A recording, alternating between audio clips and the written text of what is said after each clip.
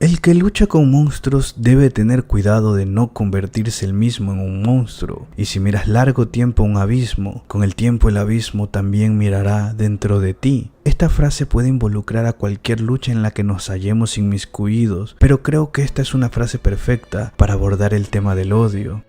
Y perfecta es porque la obra de la que vamos a hablar hoy quiso tocar este tema, planteándonos una simple frase: del odio no nace nada. Pero yo no quiero solo hablar sobre el tema de esta obra. En este pequeño espacio de tiempo quiero hablar también del por qué nace el odio y de qué nace del odio. Pero para abordar este tema primero tienen que conocer sobre la obra que me ha llevado a este momento de reflexión: Pluto. Pluto es una reinterpretación de la obra de Astro Boy de Osamu Tezuka. Esta reinterpretación está construida bajo la visión de Naoki Urasawa. En la misma seguiremos a Geshis, un robot detective al cual se le encarga resolver el caso de un misterioso asesino que marca los cadáveres de sus víctimas, siempre con 2 cuernos. A este asesino lo llamarán Pluto, en alusión al dios romano del inframundo. Con esta simple premisa, Pluto nos presenta a un grupo de personajes que sistemáticamente se verán envueltos en tragedias, explorando su psicología y la respuesta que siente cada uno de ellos ante el miedo, el dolor, la desesperación y el odio, emociones que serían normales de no ser porque los protagonistas de esta obra son robots. Y podría hablar y hablar sobre el tema en general, pero creo que me sobra y me basta con contarles una pequeña historia que fue la que me enamoró cuando vi Pluto, y una que creo que representa de forma bella que detrás del odio siempre hay una razón. Paul Duncan Paul Duncan es un artista, un anciano ciego y un talentoso compositor que viven en una enorme mansión en completa soledad. Como de costumbre, un día recibe una llamada en la que le indican que pronto llegará su próximo mayordomo, un robot, y esto por alguna razón a Duncan le molesta. Parece amargado profundamente y deseoso de la soledad. Es más, las primeras interacciones con su asistente, Nord 2, son de completo desdén. Parece detestar el hecho de que este último sea una máquina, tildándolo de artificial y despreciando el hecho de que sea tan sencillo para él conocerlo simplemente descargando sus datos. Y, ¿cómo decirlo? Nord 2 tiene una personalidad calmada y obediente. Él mismo expresa su deseo de servirle y de serle de ayuda, a pesar de todos los malos tratos que recibe. Y no es solo porque sea una máquina, porque en este mundo las máquinas tienen libre voluntad, no tienen emociones reales, pero pueden elegir lo que quieran hacer. Y Nord 2 eligió estar con Duncan. Es más, le muestra un especial interés en la forma en la que Duncan toca el piano. Y cuando demuestra este interés, lo que recibe es odio. Un odio demasiado profundo para ser dirigido únicamente hacia él. Duncan expresa su desprecio hacia lo artificial, lo mecánico. No cree que sea ni siquiera parecido a lo humano. Son solo recuerdos fabricados, imitaciones de sentimientos, copias del arte, del sufrimiento. Y es que al igual que la mayoría de nosotros, Duncan sufre, guarda un profundo dolor en su corazón, representado con una melodía que no puede terminar, sueños en los que rememora su juventud y lágrimas que demuestran que su interior se niega a recordar. Todo esto hace que Duncan sea una persona iracunda y triste. Y en una explosión de toda esa rabia y tristeza, Duncan echa de su hogar a Nord 2 solo por expresarle su interés por la música. Y lo que a primera vista parece es que Nord 2 se va, pero la verdad es que solo tuvo un pequeño viaje, volviendo a los pocos días solo para decirle que ahora sabe por qué sufre. Duncan era un niño que creció como muchos otros, solo con su madre. A pesar de ser un niño enfermizo, siempre tuvo el amor de ella, hasta que un día lo abandonó. Justo cuando su enfermedad estaba empeorando, ella se fue con un hombre rico, dejando a Duncan solo, y mientras su enfermedad empeoraba, lo único en lo que encontró consuelo fue la música. Tocaba el piano cada día sin parar, ahogando sus penas en las notas que salían de su alma, hasta que su cuerpo colapsó, y como si fuera un milagro o un chiste de la vida, apareció un doctor que le ofreció una solución gratuita, una operación experimental en la que podían curarlo, pero que a la larga le quitaría la vista.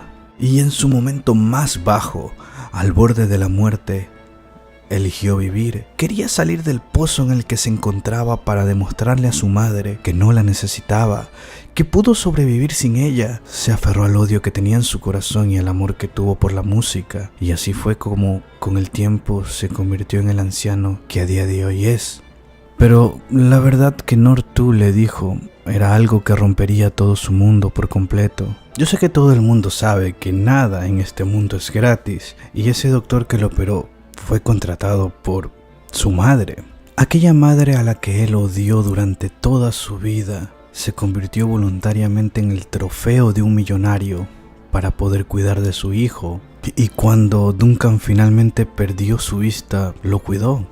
Estuvo a su lado durante toda su vida como una enfermera, sin nombre, sin rostro, sin voz. Ella sabía del odio que su hijo le tenía y aún así dio su vida entera por su amor, algo que Duncan nunca tomó en cuenta, enceguecido por el odio que le tenía. Y es en este momento en el que Nortu también revela sus sentimientos. Él odia, un robot odia lo que fue. Era una unidad militar de combate que participó en la guerra de Persia como arma de artillería, destrozando ejércitos enemigos uno tras otro. Si es que acaso los robots sueñan, él soñaba. Fragmentos de aquellos momentos en los que le quitaba la vida a otros robots volvían a su mente cada noche. Por eso él eligió ser un asistente, y cuando conoció a Duncan, pensó que si aprendía a tocar música, no volvería a ser una herramienta de guerra nunca más. Nortu quería tocar música para nunca más tener que matar. Se aferró a la música como Duncan lo hizo cuando lo perdió todo. Y es en ese momento de revelaciones, de catarsis para Duncan, que Nortu terminó de cantar aquella melodía que Duncan no podía recordar.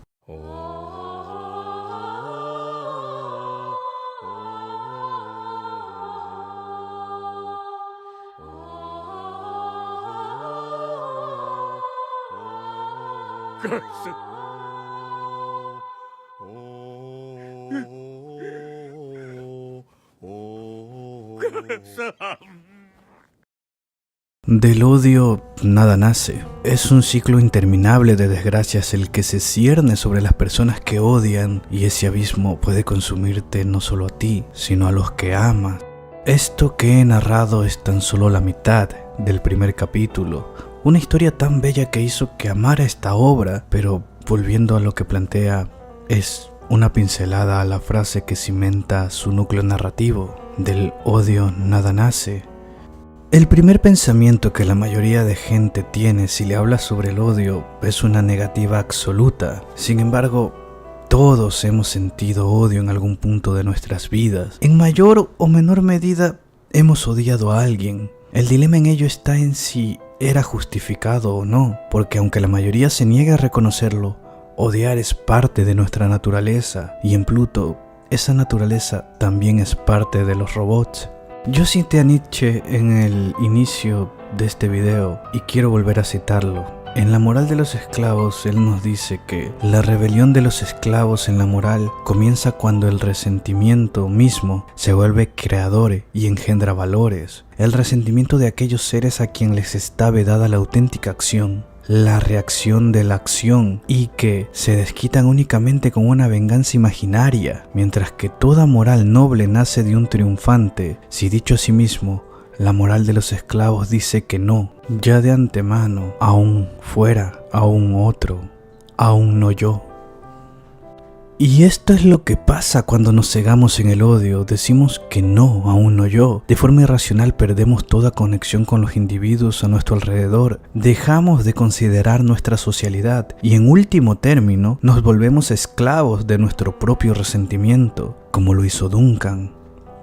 A pesar de que el odio fue el motor para seguir con vida y fue la determinación que lo convirtió en un artista excepcional, fue en mayor o menor medida una cárcel en la que fue esclavo de su moral y de su resentimiento. Duncan vio al abismo durante tanto tiempo que el abismo le devolvió la mirada, lo consumió y lo convirtió en un anciano amargado que al final no lastimó a nadie más que a sí mismo y a la madre que tanto lo amó.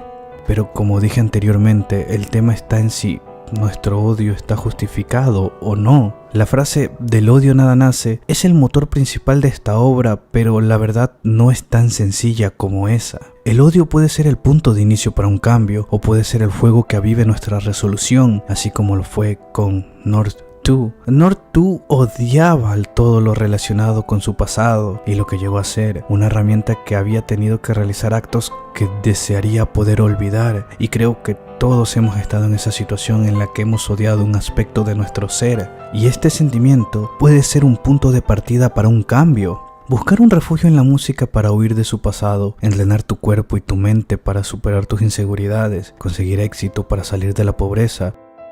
Todos tenemos un enemigo, quizás no es otra persona sino tú mismo, un aspecto, una ideología, un pensamiento, y eso no está mal porque nos puede motivar o incluso ayudarnos en el desarrollo personal que llevamos, o incluso puede ser un objetivo a superar que saque lo mejor de nosotros. Canalizar esos sentimientos negativos en un camino constructivo es lo que se debe hacer, lo que hizo North 2 y lo que le enseñó a Duncan.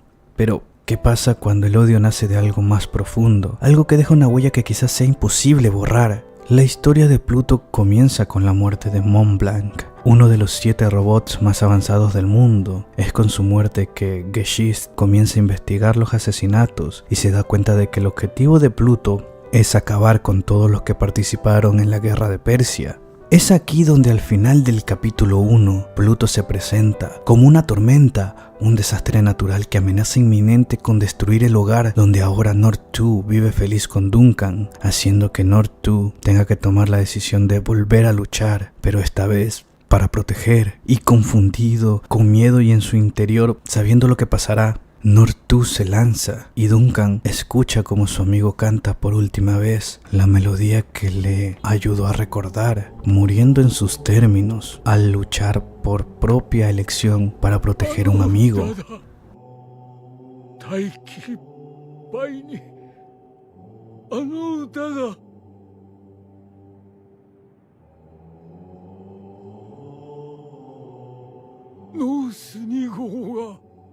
Al final, Pluto quiere decirnos que el ciclo de odio debe cortarse de raíz, pero también nos muestra que de ese profundo odio nacen las emociones humanas. Quiere hablarnos no sobre perdonar y olvidar, sino sobre cerrar ciclos y no consumirnos en esas emociones que nos autodestruyen, porque no está mal vengarte de quien te lastimó, no está mal odiar la forma en la que vives, no está mal odiar las injusticias, está mal ser esclavos del odio, pues al final el odio, como toda otra emoción, es parte de nosotros y debemos aprender a aceptar eso. Odiar a quien nos arrebató a un ser amado no es malo. Lo malo es consumir tu vida en ese odio y no poder vivir. Buscar una venganza no es malo. Encaminar tu vida para evitar que otros sufran lo que sufriste no es malo. No es todo tan simple, no es blanco ni negro. El odio nace del sufrimiento, el resentimiento y el dolor, pero la razón por la que sentiste esos sentimientos es la que determina si tu odio está justificado, y lo que hagas con ese sentimiento es lo que determina si te conviertes en un esclavo de una moral destruida.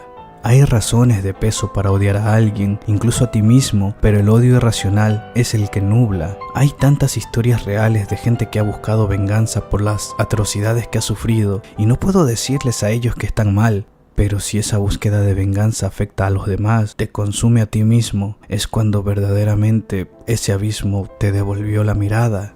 Como conclusión, y lo que intento decir es que todo odio tiene una razón de ser, un contexto por el que se dio y una acción que desencadenó ese sentimiento. Puede ser una razón de peso o puede ser algo que sea irracional, pero lo que hagas con ese sentimiento es lo que define qué clase de persona eres. Y aunque Pluto intenta darnos un mensaje más clásico, como lo es, del odio nada nace, la forma en la que está estructurado hace que puedas plantearte las preguntas de qué nace el odio y qué puede nacer de ese odio, porque esta que conté es solo una historia, pero a lo largo de la serie vemos tragedias y alegrías, momentos que refuerzan el mensaje de la obra y momentos donde nos muestran que incluso esos sentimientos negativos son parte de la humanidad, parte de eso que nos hace estar vivos y tener un alma. Pero ahí donde Pluto marcó su mensaje, yo vi un poco más, y eso es lo que me hizo querer a esta obra y considerarla una obra de arte que quisiera que todo el mundo vea.